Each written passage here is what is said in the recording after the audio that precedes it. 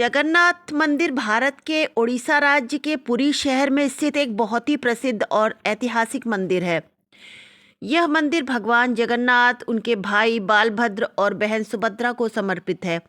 इस मंदिर के बारे में कई रहस्य और अनोखी बातें प्रचलित हैं, जो इसे और भी आकर्षित बनाती है। पुरी का सूर्योदय अपने आप में एक उत्सव जैसा होता है। समुद्र की लहरें, मंद हवा और दूर से आती शंख ध्वनि, इन सबके बीच 32 वर्षीय मुरली, जो मंदिर में रसोई विभाग में काम करता था, हर दिन की तरह जल्दी जाग गया। मुरली आनंद भोग सेक्शन में काम करता था, जहां भगवान जगन्नाथ का महाप्रसाद बनता था। कहते हैं जगन्नाथ के रसोई में कभी भी प्रसाद कम नहीं पड़ता।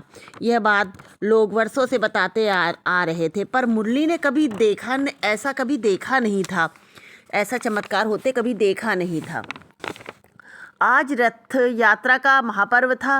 लाखों की भीड़ उमड़ने लगी थी। मुरली सोच रहा था कि इतने लोग आएंगे तो क्या आज भी प्रसाद सबको मिल पाएगा।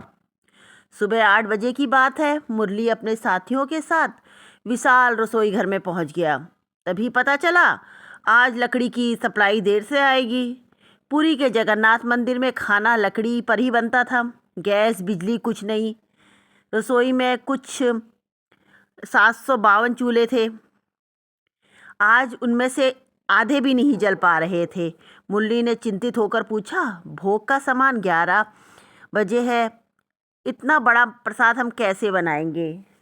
मुख्य रसोइया, जो विष्णुपद महाराज थे, मुस्कुराए।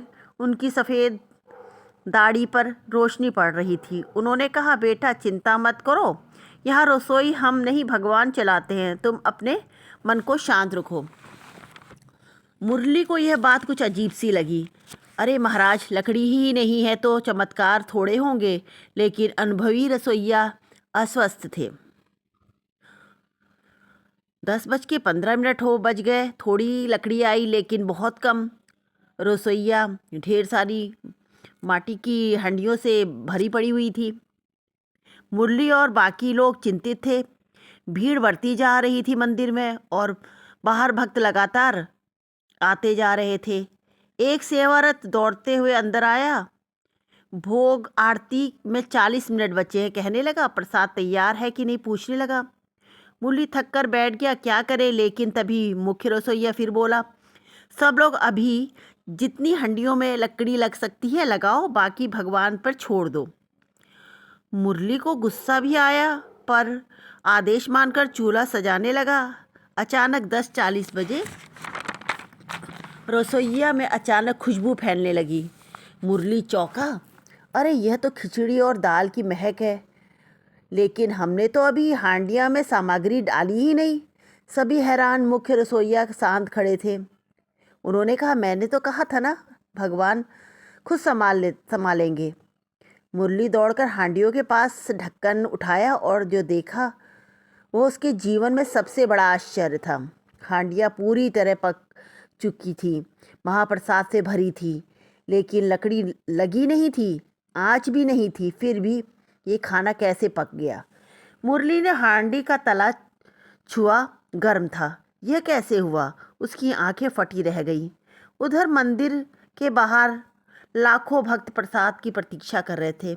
मुरली ने सोचा, इतने लोगों के लिए पर्याप्त नहीं होगा।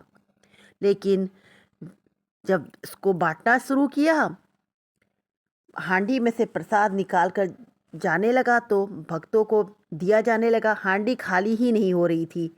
मुरली ने देखा, एक हांडी से 300 भक्तों को प्रसाद दिया जा चुका था। फिर भी हांडी वैसी की वैसी थी। वह मुख्य रसोइया से बोला, महाराज ये क्या हो रहा है। मेन जो रसोइया थे विष्णुपद हंसे। तूने सुना नहीं था, कहने लगे, तूने सुना नहीं था जगन्नाथ जी के यहाँ भोजन कभी कम नहीं पड़ता। शाम को मुरली रसोई में बैठा था। मुख्य रसोइया ने उसके कंधे पर हाथ रखा। तू आज डरा हुआ था ना। मुरली बोला, हाँ महाराज, मैं तो सोच भी नहीं सकता था कि ऐसा भी हो सकता है। रसोइये ने धीरे से बोला, बेटा, जगन्नाथ सिर्फ राजा नहीं, ये माँ भी हैं, और माँ कभी अपने बच्चों को भूखा नहीं रखती है। मुरली की आंखें भर आई। विश्वास में बहुत शक्ति होती है। जगन्नाथ मंदिर में आज भी ऐसी कई घटनाएं होती हैं जो विज्ञान भी नहीं मानते हैं। हर साल यहाँ जगन्नाथ, सुभद्रा और बलभद्र की झांकियाँ निकाली जाती हैं, जो लाखों लोग उनकी रथ यात्रा को खींचते हैं, अपना सौभाग्य समझते हैं। इस रथ यात्रा को खींचने से अपना सौभाग्य समझते हैं। हर साल जुलाई अगस्त में होने वाली यह रथ यात्रा दुनिया में प्रसिद्ध है। इस यात्रा में भगवान की मूर्तियों को विशाल रथों में बैठाकर बाहर लाया जाता है। कहा जाता है कि रथ को खींचना भक्तों के लिए एक दिव्य अनुभव है और इससे आध्यात्मिक शक्ति होती है। कहा जाता है कि रथ के समय रथ स्वयं ही कुछ पल के लिए हिलता है, जो अदृश्य दिव्य शक्ति का संदेश है। मंदिर में बनने वाला प्रसाद, महाप्रसाद, बिना किसी संरक्षण रसायन के सुरक्षित रहता है। इसे खाने से लोगों की रोग प्रतिरोधक क्षमता बढ़ती है और प्रसाद को खाने वाले के जीवन में सुख और समृद्धि आती है। महाप्रसाद की कुछ बचे हुए हिस्से कई महीने तक खराब नहीं होते। मंदिर का खाना विशेष नियमों और पवित्रता के अनुसार तैयार किया जाता है और इसे अन्नकूट और सर्व भोजन कहा जाता है।